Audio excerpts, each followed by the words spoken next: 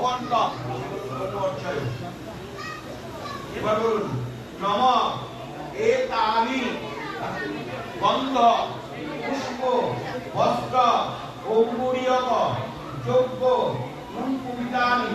শ্রী গুরুদেবায় নমঃ।